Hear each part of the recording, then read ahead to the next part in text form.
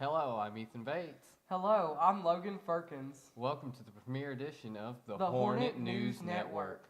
This show will be dedicated to showing off the talents and achievements found in Metcalfe County schools.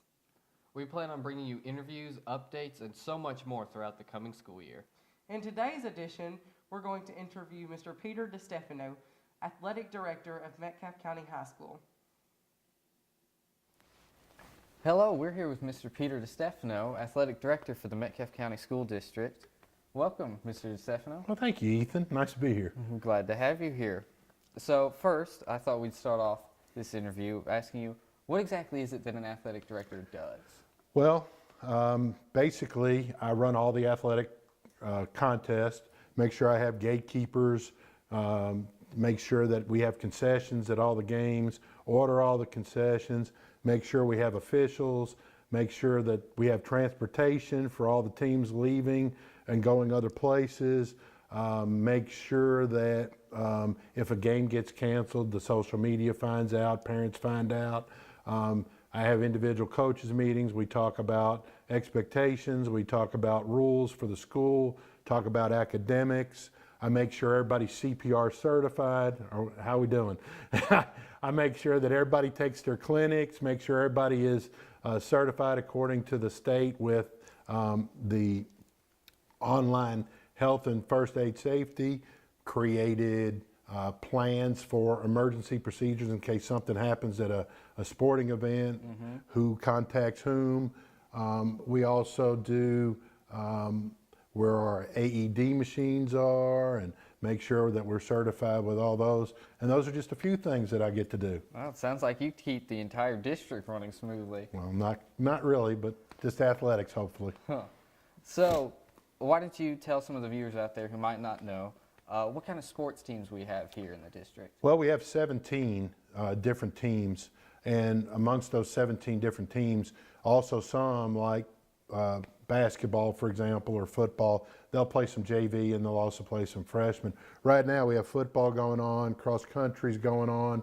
I'm also middle school, so I got middle school girls basketball going on, middle school football's going on, cross country is going on. Then we'll go into girls basketball and volleyball. Yeah, I had throwing volleyball. My sister's coaching that, so I had throwing that. Like I said, boys and girls basketball, softball, baseball, golf is going on right now. That's just to name a few. We added archery just recently at the middle school level, and we've had it here at the high school for a while. Cheerleading, dance.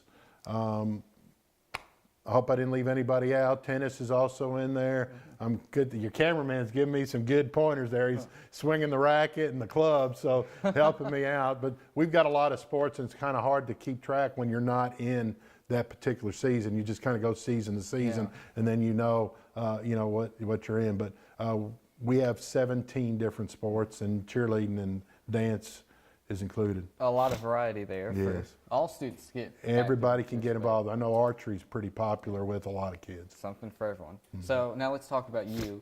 How long have you been athletic director here at this? This is, let's see, I think this is my third year as athletic director. I was athletic director about 10 years ago, and I did that for a year. Coach Mack retired, and I got to do it while he was gone, and then he left, and then I took over for a year, and then I came back a couple of years ago, and this is my third year as athletic director. Well, we're all happy you're back. Well, appreciate it. So I thought I'd ask you, what career path did you take to get in the position you're on now? I don't know that you're ever qualified to do a lot of the stuff, but I coached for 29 years. I was a girls basketball and softball coach at 3 different schools. And when you do that, you're involved in a lot of your financial stuff, and being an assistant principal helps because you know kind of the rules of what's going on and what the laws are and various things like that. So, but you don't have to be an administrator to be athletic director. Usually it's a former coach or somebody that went to school, because you can actually go to school for athletic administrative or like field conditioning and stuff like that. So I know Western has a course where you can, or a course of events that you can take to become an athletic director. But I think basically nobody else wanted it, so I got it. But actually, it's more or less a thing of I've coached a long time, so you kind of know what's going on after you've coached a while. So there's no one set path. It's more just the person most qualified. I would hope that would be the case. Okay. So you mentioned earlier you're partially in charge of the schedules for all of our teams here. Yes. What is that process like? Deciding who we play, when we play? Well, for the most part, like in softball and baseball, our coaches schedule their own, and they have to just give me the schedules, and then I put them in the high school association site because all that has to be on websites. And football, for example, those are 2-year contracts. You have to sign contracts so they're legally binding. You have to figure out if a team doesn't show up, how much are they going to pay you for not showing up. Also, you have to put in like a contract if it's basketball, for example, and you have inclement weather, you have to notify the other school 3 hours before you decide to cancel, or else you have to pay the forfeit fee. Also, you decide stuff like are you going to contract a JV game, or are you going to contract a freshman game? You know, so certain sports like football and boys and girls basketball are contracted because those are your money gates. And then, you know, volleyball is a money gate, but a lot of times it's more or less like baseball or softball. Tennis, you call up, you schedule, and you basically, it's a gentleman's agreement that you're going to show up. I don't ever see us signing contracts for some of those sports, but usually the gates that the sports that bring the money in, because football, girls basketball, and boys basketball are your 3 sports that basically support the sports. So you've got 3 sports carrying all 17 sports. That's a lot of pressure on It those. is. I didn't realize there were so many intricacies and details and There's quite a differences bit. between the sports. There's quite a bit. So what are your future goals as athletic director for the athletics department here at the district? Well, we'd like to see as many kids involved as possible, and that starts at the lower levels, obviously. So we're hoping to keep interest. Some of the things we're looking at, every 2 years, the Kentucky High School Athletic Association, and this is one of the years that we have to do this, they have a survey that I have to give every student 6 through 12, and they will tell us what they want to do. For example, 2 years ago when we did it, bowling was a big deal. I had like 50 kids sign up for bowling. Okay, so the protocol for that is after I get my results, I have to report that to the State Department that we have some interest in bowling. That student feedback is very important. Yes, so I get that. That was how we got bass fishing a couple of years ago, and I forgot to mention that. We also have a bass fishing team. Okay, so when kids are interested in that, the first thing that happens is I have to have a meeting. Usually you have it during school because that's the easiest way to get them, okay?